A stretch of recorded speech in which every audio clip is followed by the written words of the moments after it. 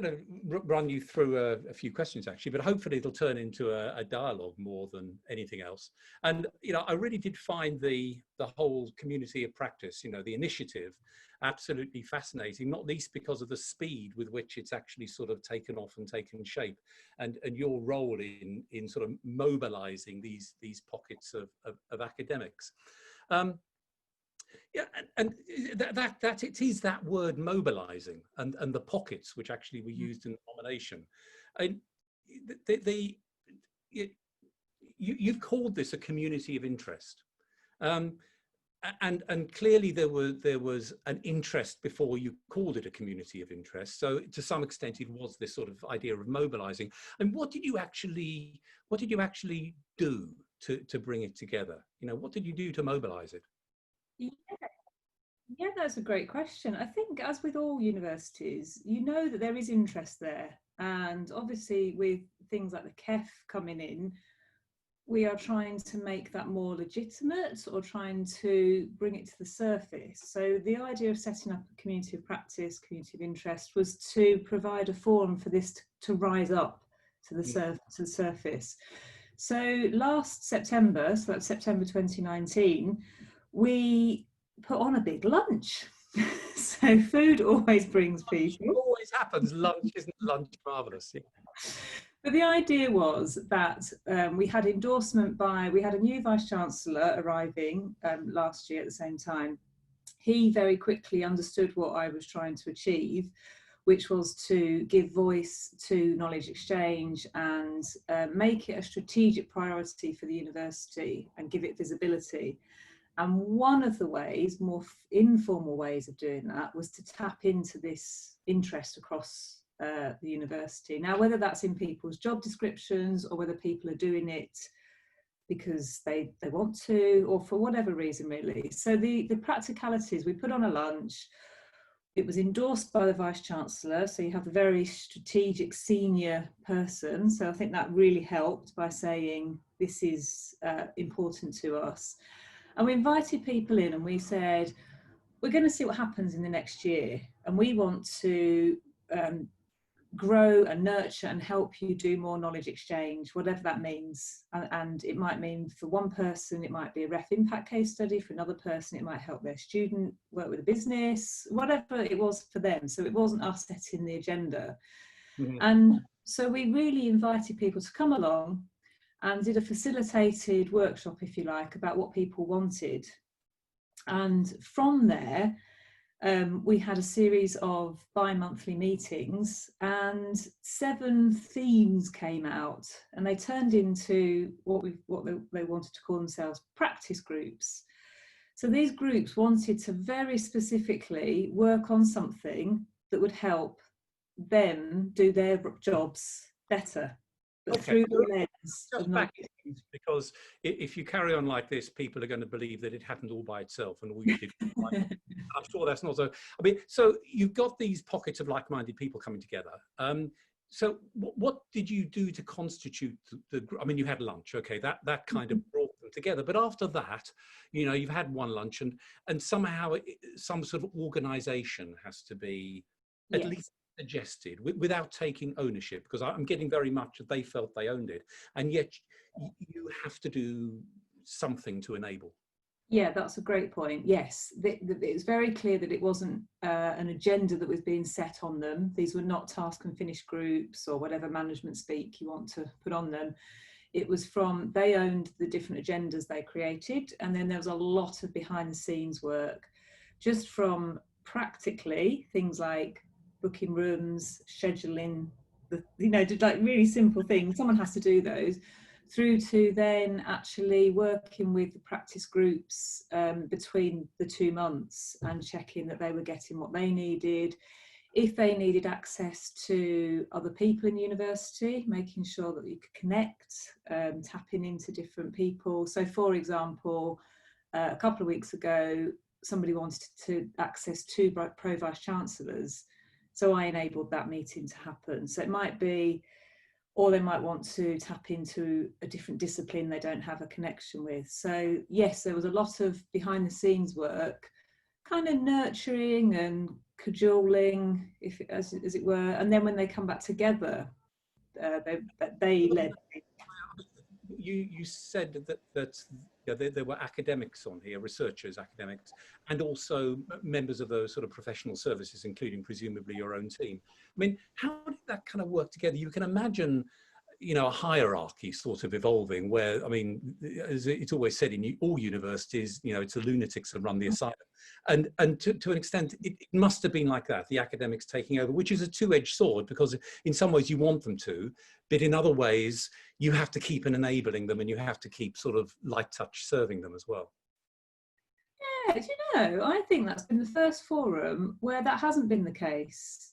Mm-hmm. This was such a novel way of working, that the agenda was owned by the whole community, that there wasn't really that domination. Now, there is another aspect to this, which I don't know if it's too complicated to explain, but there's things called leadership groups. So within each practice groups, that might be made up of about 10, 15, 20 people, somebody takes on a role.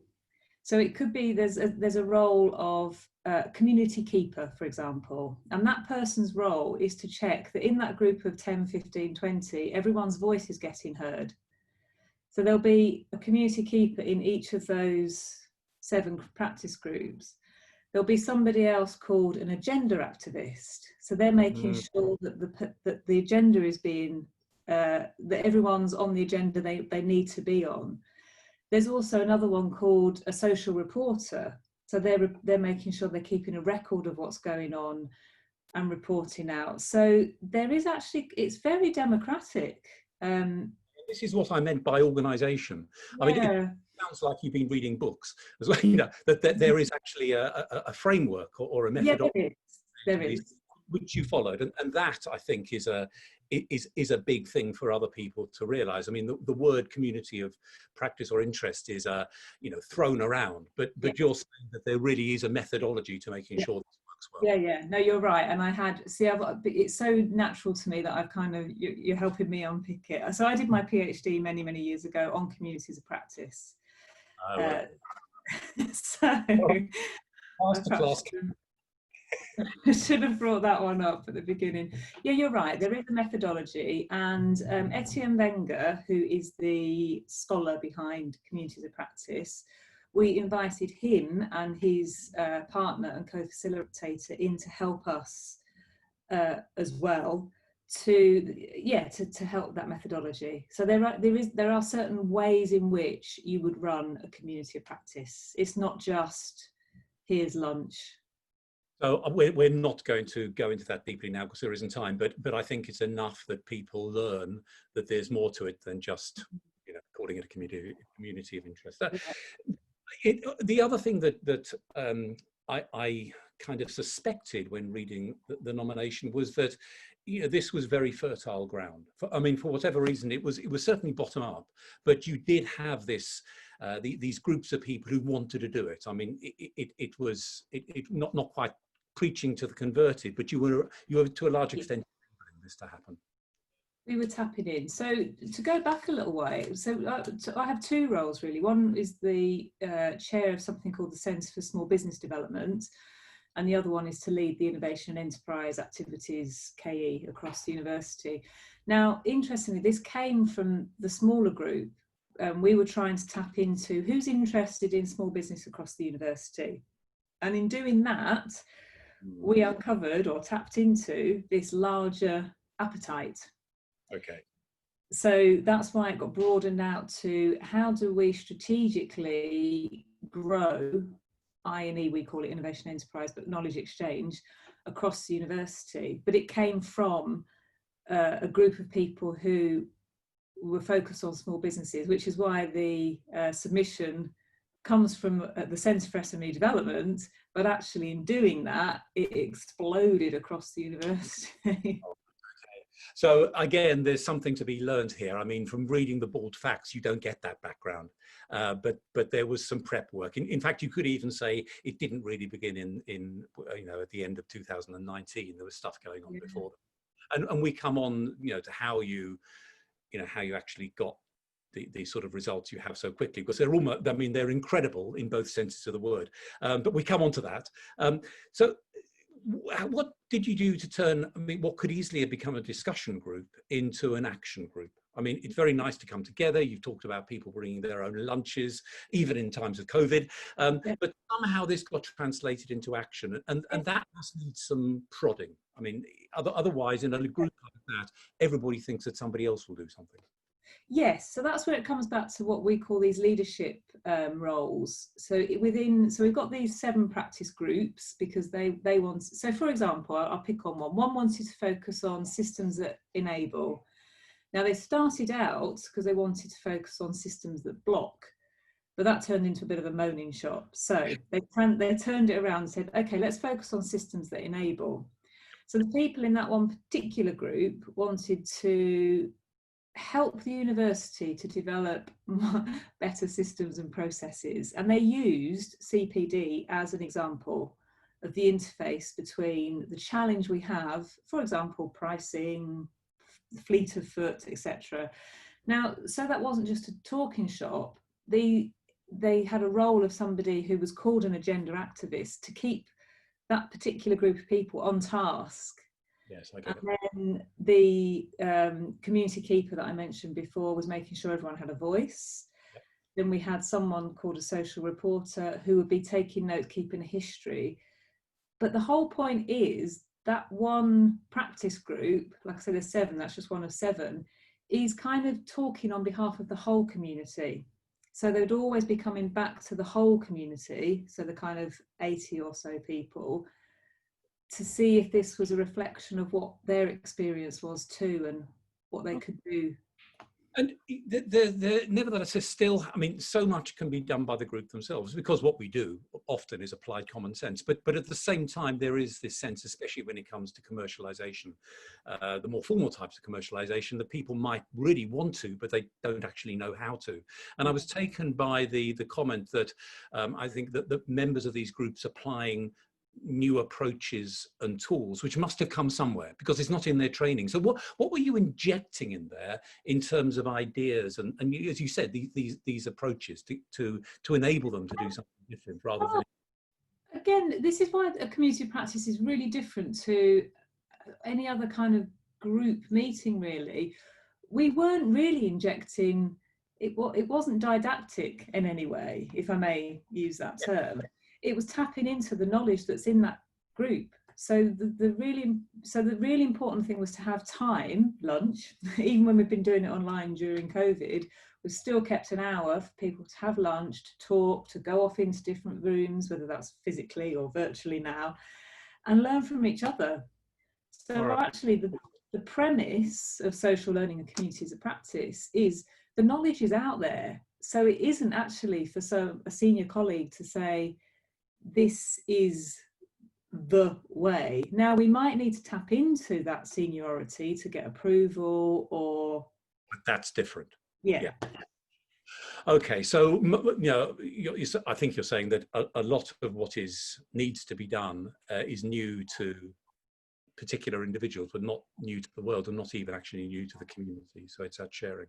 And you mentioned also that there's, this engendered, I'm going to use the word interdisciplinary, cross-department. I mean, and clearly you bring people in from many different departments. I mean, I don't know whether that was a deliberate mixing. You made sure that this was a diversity, or whether that just happened naturally or not at all.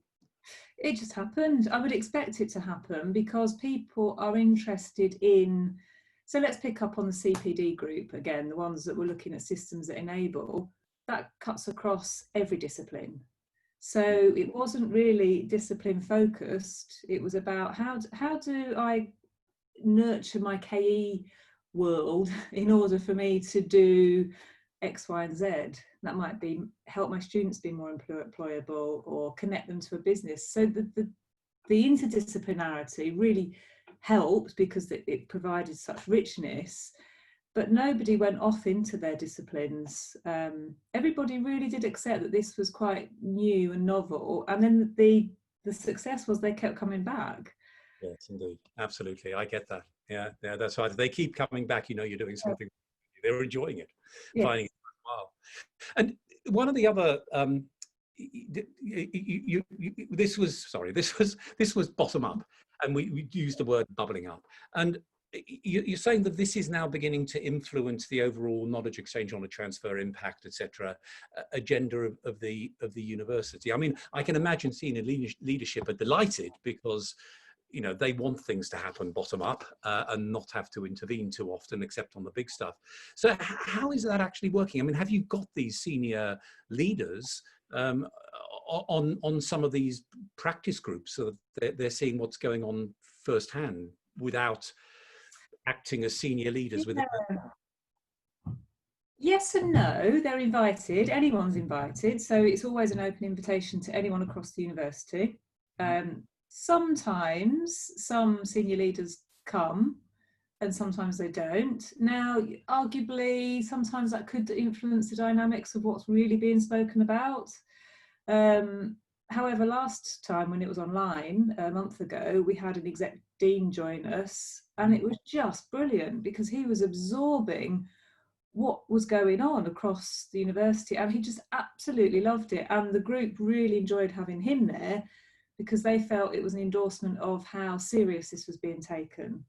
Yes, as long as they're not using him as an ear-bending exercise, and he's not using it as too much of an influence, then I guess the senior leaders, you know, the academic leadership don't have that many opportunities for engagement where, you know, hierarchy isn't getting in the way.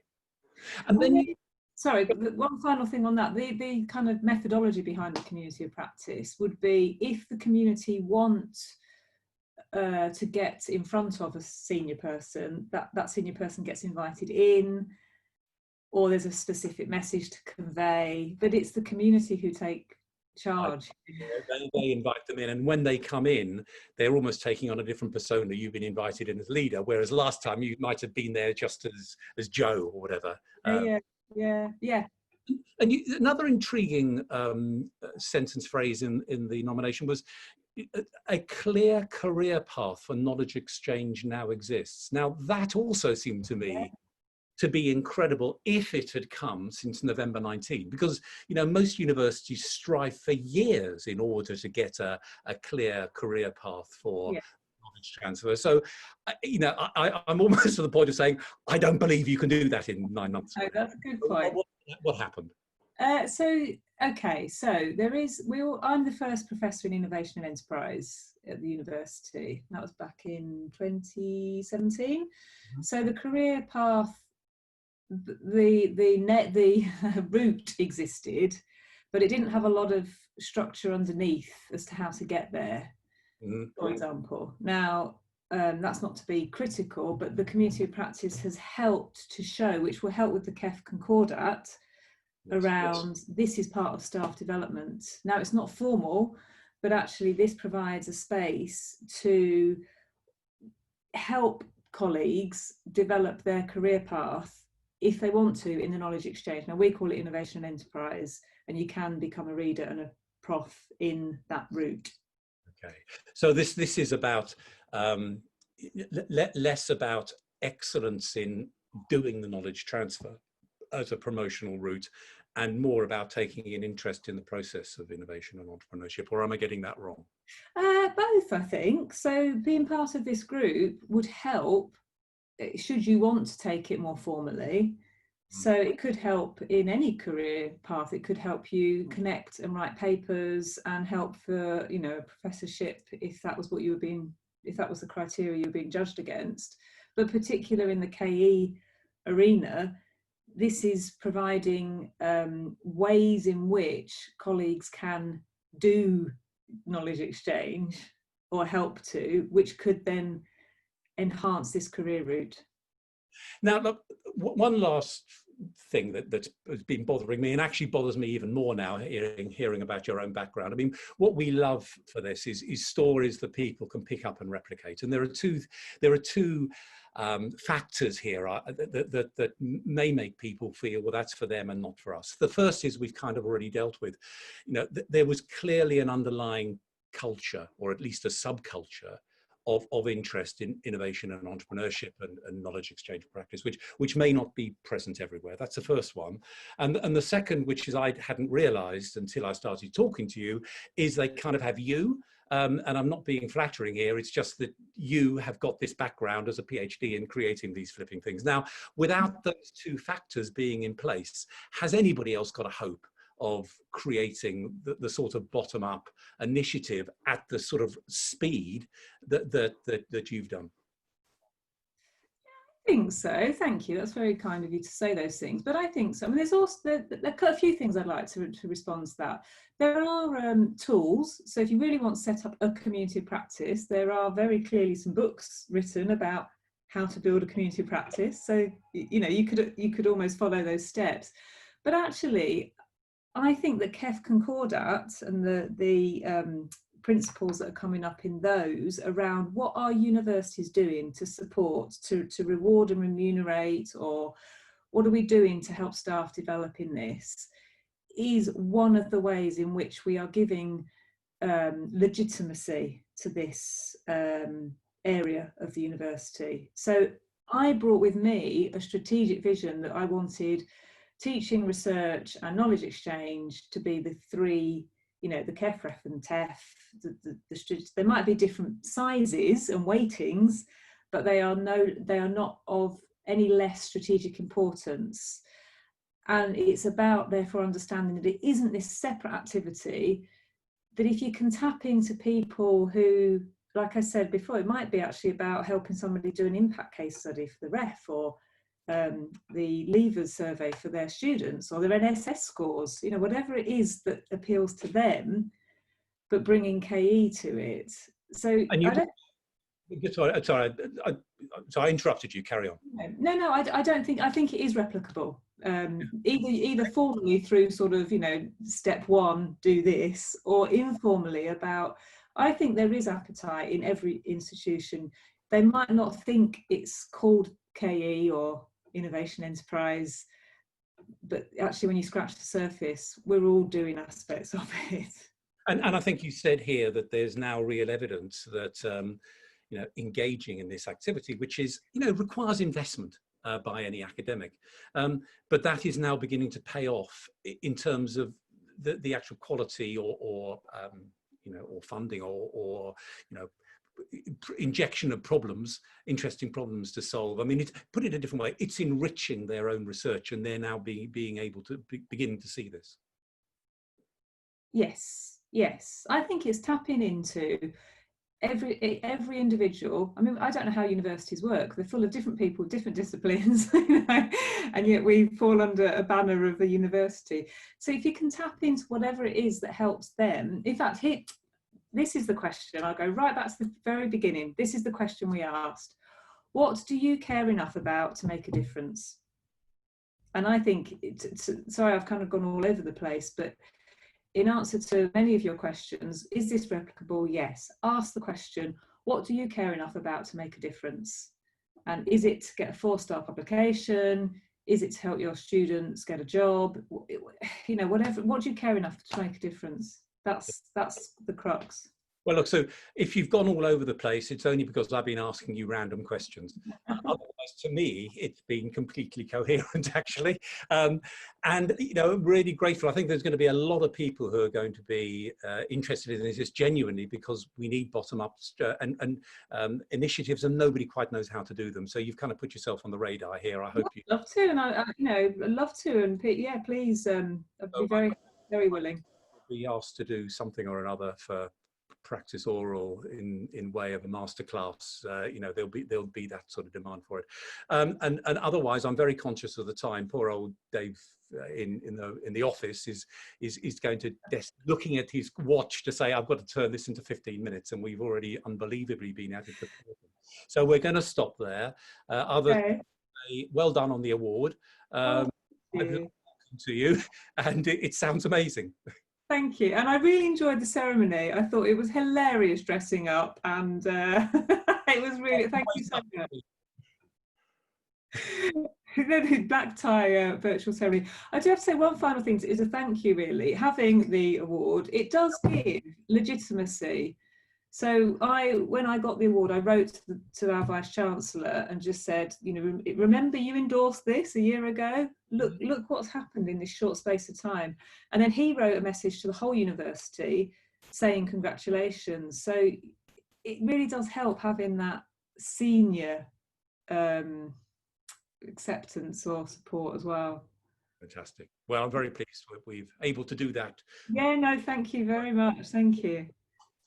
And with that, I'm going to say cheerio. Right. And I look forward to seeing you in person when this Yeah, one day finishes. Yeah, that'd be great. Thanks so much. Have a good rest of the day.